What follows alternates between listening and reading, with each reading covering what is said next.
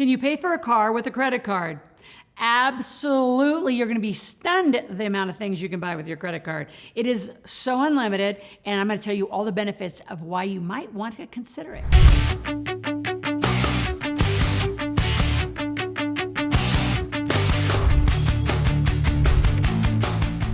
Four things I'm going to talk about in this video. I'm going to talk about what's a good interest rate for a credit card. I'm going to talk about how long does it take you to get one? How do you apply? In fact, I have an hour video specifically from looking at a screen and how to open it up. If you stay all the way to the end, I'll give you a link to that. Number three, can you buy a car? Can you buy side-by-side, a dirt bike? Can you buy any of these things with a credit card? What can you buy and what can't you buy? Let's go into that a little bit. And then the biggest one, which is so critical, is does closing a credit card hurt you? And I'll give you that answer at the end, so stay tuned. Let's start with interest. And what's a good interest rate on a credit card? Zero. Zero. So first of all, I'm going to back up and educate you a little. Debt is the cost of money. So debt is the cost of money means somewhere in it you are going to be paid interest. Like I'm a hard money lender. I've lent money to people most of my life. I actually love that investment, and I get first position on their property. So they don't pay me back, I take over the property, thank you. So I will only do it in first position. Some of you investors out there, you don't know enough, so you take second positions. Debt will trump you all the time, and first position will trump you. That's just like a really big gamble, very odd. There are a few ways to do it, but that's a different investing conversation. So when you're paid interest, 10, 12, 15%, it's a happy day. When you're paying interest on credit cards because you're not spending and using right, it's a really bad day. Some of you, because you just don't know, you're spending 15, 18, 21, 28. I've seen as high as 31% on credit cards if you don't use them right. So who makes the money? The banks, right? The credit card companies, which are supported by banks. So why would you ever pay that kind of money? You can't even make that money on an investment, much less pay it that way. So people's concept of debt and credit card drives me crazy. Because wealthy people use debt and credit cards as an asset, as a tool. In fact, I just started teaching it that way. If you want a debt program, we're going to put it in the asset column because it is an asset used right. Why even deal with debt management and reconsolidation? Don't get yourself there. So if you're watching this and saying, I'm already there, I do have solutions for you. So email our office, call our office, and we'll help you get out of your problem. But if you're like healthy on the front side and you have some good credit, keep your interest rate at zero. You say, well, how do I do that? You pay it off every month. And if you're already like past it and you've got 8 and 10 and 12%, go renegotiate with the card company that you have first. That's the first thing I would do. Go renegotiate with them. They're already used to having you.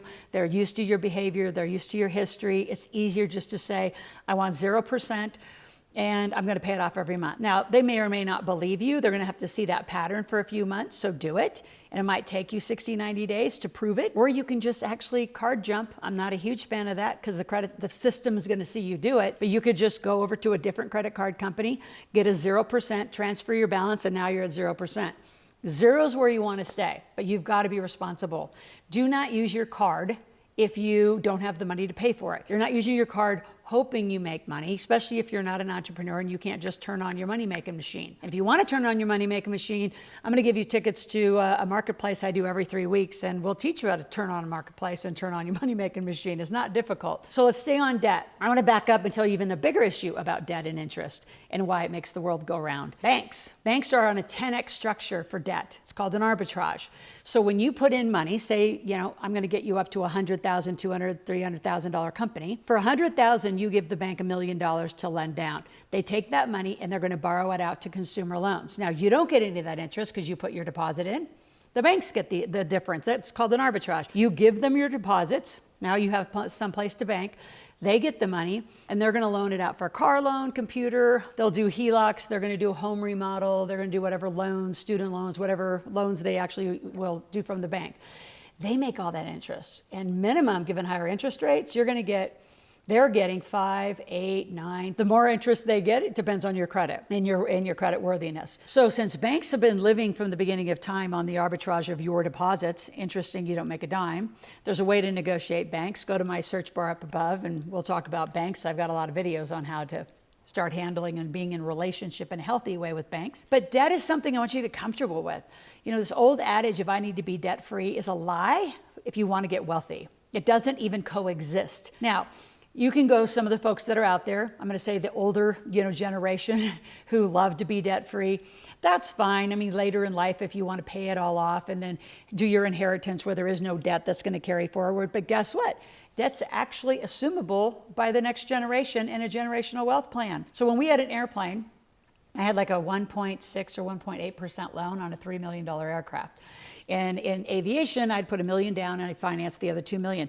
So think about it. Why would I have ever taken $2 million to pay off really cheap money? Even if it was 3%, I wouldn't have paid it off. I'm going to take $2 million and I'm going to go invest it at 12, 15, 20, 30%. Now I'm making all the money on that money, which is more than enough money to then pay the payment. See, that's using good debt. And so many of you got it all tangled up because no one's ever taught you how money really works. And it's not difficult. You just got to be smart about it. And the core of it is you have to learn to make money to pay for the life you want. So the answer isn't, I have credit card debt and I have all these problems. No, you have an income problem. You don't have a debt problem. So let's solve the right problem. So what's the best interest rate to keep on credit cards? 0. And we'll help you get there. Some of you who have totally tangled up your life, which we're working with a lot of student athletes. I got student athletes that didn't know how to even open a credit card application at 18 years old. From the minute you apply, will determine whether you're going to get how much you're going to get and what the lines of credit you're going to get. So let us help you from the beginning. And parents out there, I just wrote a book, Make Your Kids Millionaires. We talk a lot about it in the book. I have tons of videos here on the channel. So while you're here, by the way, subscribe to my channel, click the notification button. And kids as low, it's like as 8 years old should be watching this channel. 5 days a week, financial literacy, new information about money every day. All right, is that a deal? And pass this on, share it, like it, help. Back to debt. If you have problems, we'll help you fix them. Some of you have got big problems, like some of the athletes I was talking about, they're at 500, 520. It might take a year to get them really fixed that they're even going to get a better credit, credit card system. But start paying them off. Even in that process, start paying them off every month. All right, so how do you apply? I'll tell you the biggest mistake in applications is you don't declare your income. You fill out the application from the place that your psychology or your bank account is, which is you don't have a lot of money. So you're going to work with us and we're going to project a year income. Like, what are you going to make in the next year? And I have a guaranteed system to make you 100 grand, but you have to do everything I say. So let's just say you want to make 100 grand. Well, that's $8,333 a month. So what you're going to say in your application is that your business is going to make $100,000 in the next year. Now, you can't lie. You have to have a total intent to do this and get moving and make the money. But you can apply that way. Student athletes who have scholarships, I mean, some of those, especially with some of their NIL benefits, they're going to put in, 30, 40, 50, $100,000. If you have a job, you can put in, you don't put in just, your current monthly, you're also going to be doing other side hustles. You've got to put in income. And it's the biggest mistake I see people make is they'll say, well, I make $4,000 a month. Well, they're not going to give you much. They might give you $400, $500 as a line of credit on that card. So your application has to be honest, but it can be projected income and no one tells you that facet. So again, I'm going to give you a link to a video on exactly how to apply, how long does it take to get. If you have really good credit, you can do it fast. I just applied for one of my companies the other day. I was approved within hours and I had the card within 48 hours. So it depends. It depends on you. It depends on your credit. It depends on which company, your company's history. If you're really new, it could take you up to 2 weeks, 3 weeks. I've known people to take 30 days. So it shouldn't be on the outset of 30 days. And again, you should apply and your company should apply, all right? And again, I'm a huge fan of American Express, Discover.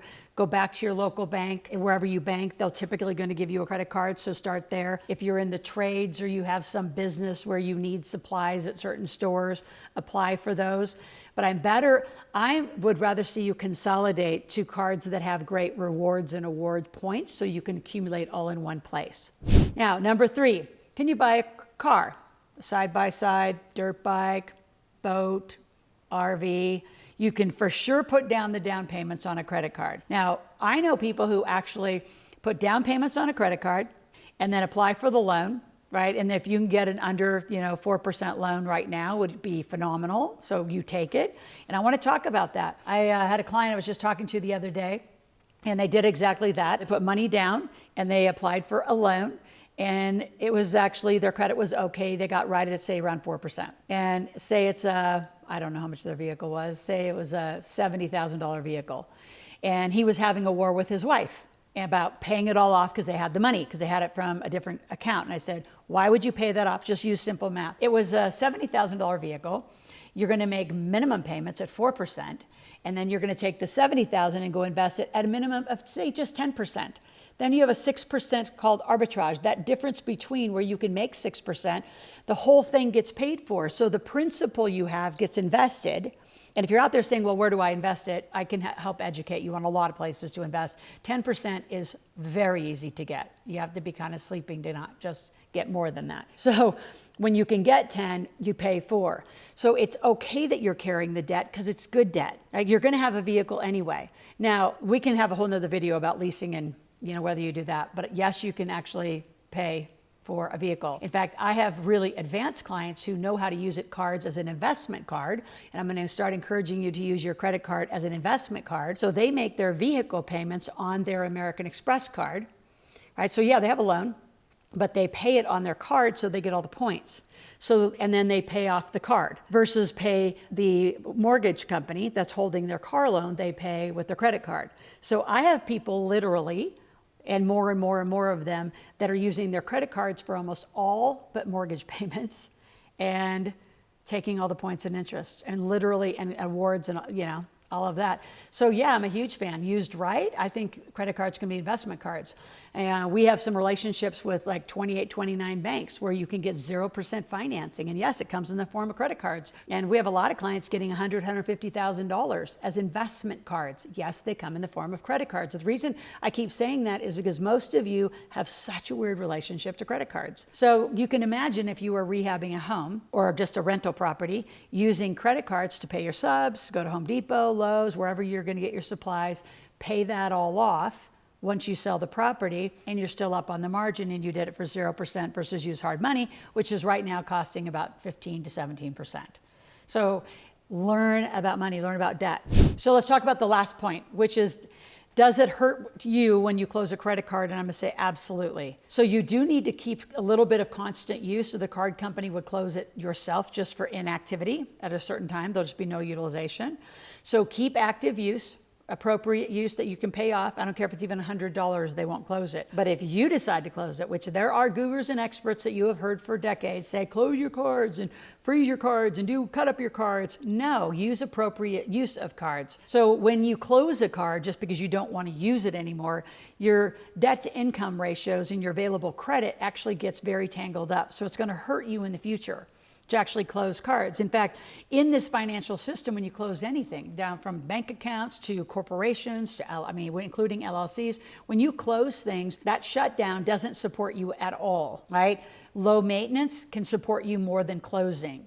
So it's really important you understand that. Don't just go close credit cards. And for you parents out there, if you're irritated with your 18, 19, 22-year-old kids because they went off to college got a bunch of credit cards and you didn't approve it, well, you didn't educate them. You should have educated them in the beginning. You don't have them just cut those cards up. I've had a lot of parents totally hurt their kids in their young 20s because they didn't know either, and they cut those cards up to stop the kid from using it. If anything, the parents could take them back. If anything, give me your kid and I'll train them. But they need to keep low utilization and pay them off, keep it at 0% to actually work that credit score back up. So that's going to help them more, keeping it open. Even if it's on $100 a month to pay it off, it's going to help you more than a total closure. All right, we talked a lot about debt, credit. You can tell I'm passionate about it. Use it right. Last comment, do you use your debit card or credit card? Always your credit card. Remember, you can have points, awards. You have some liability protection. There's so many benefits of using a card over your debit card, which comes straight out of your bank account. So I'd love to work with you. Love to continue to answer your questions. I have a new membership. It's called Ask Loral Membership. You go to askloral.com. You can ask me a question, text me 24 hours a day, and it's super easy. We'll be back over there. And if there's a topic that you want me to talk about, put it in the comments below, and we'll be back tomorrow. Again, we're here 5 days a week, 10 to 12, 15 minutes a day to help you learn money.